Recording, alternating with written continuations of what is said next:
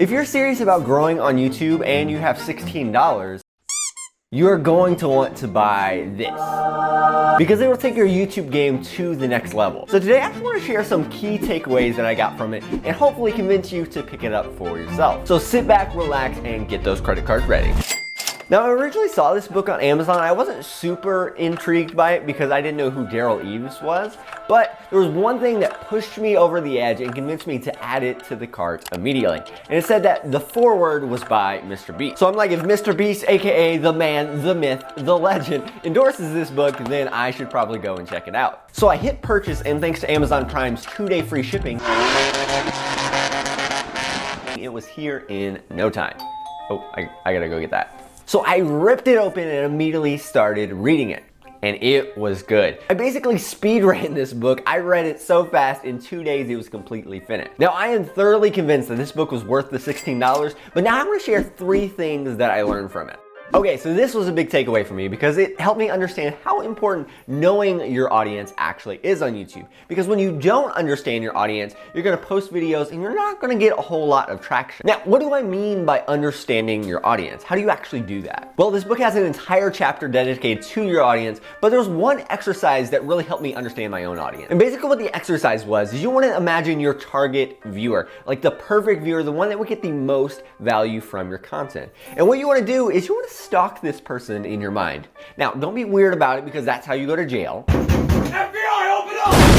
But you want to learn as much as you can about this person. How old are they? What problems do they have? What are their hopes and dreams? What are the things that keep them up at night? You want to create a document that lays all of that out. And then you can even give them a name, like this is Steve. And then when you're creating your content, you want to think, how can I make the best video for Steve? And that actually leads us to our second big takeaway. Now that you know everything there is to know about Stevie Boy, you want to make a title and a thumbnail that is very appealing to him. In the book, Derral actually has an entire chapter about thumbnails. So if you want to do a deep dive, definitely pick up the book. Or shameless plug, I also made a video that you can watch all about thumbnails. But the reason thumbnails are so important is because no matter how good your video is, if no one clicks on it, you did that for nothing. Congratulations, you played yourself. But how do you make titles and thumbnails that Mr. Steve will like? Well, there's 2 things that you can do to make sure that it would be most appealing to him. But before we get to that, we have a quick word from our sponsor. Today's episode is brought to you by baked bread. In case you didn't know, baked bread is actually one of the best-selling breads since, well, sliced bread. The process of baking bread really is an art, and people over at Baked Bread really give it the love that it deserves. So if you want to enjoy some baked bread and get it for half off, you can use code HALFOFF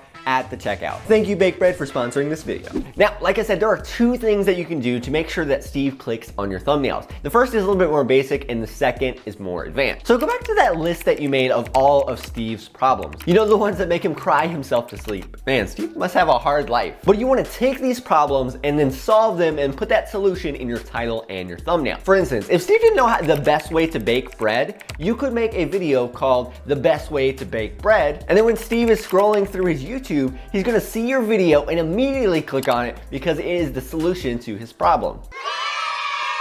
Now, the second way is a little bit more advanced. You wanna ask, what other kind of content does Steve watch on YouTube? You wanna create a list of these different creators and then look at how they title their videos and what their thumbnails look like. Because for Steve, he likes these creators, so whatever they're doing is working. So if you want Steve to watch your videos, which I think you do, then take some inspiration from their titles and thumbnails. Now, I want you to imagine these first 2 takeaways as 2 shoelaces. You wanna grab one in each hand, and the third one is what ties it all together. You make a loop-de-loop and pull, and your shoes are looking cool. So the third one is an absolute gold mine for growing on YouTube, and it's your analytics. So Derral lays out that the YouTube formula is try, fail, analyze, adjust, or TFA, if you will. So if you want to grow on YouTube, that means you're not too far away. Get it? Too far? All right. Now, YouTube has a lot of helpful analytics, and sometimes it can actually be overwhelming, just the amount of analytics that there are. So I'm gonna give you 2 that you absolutely need to focus on. Because if you can continually improve these, there is no way that you're not going to grow on YouTube. And the first is click-through rate, which is the percentage of people that actually click on your video when they see it. And the second is average view duration, which is how long someone actually watches your video. Now, these 2 analytics basically make up the recipe for success on YouTube. And if you wanna learn more about them, you can watch this video here. Hey, if you found this helpful, go ahead and hit that subscribe button, and I'll see you next time.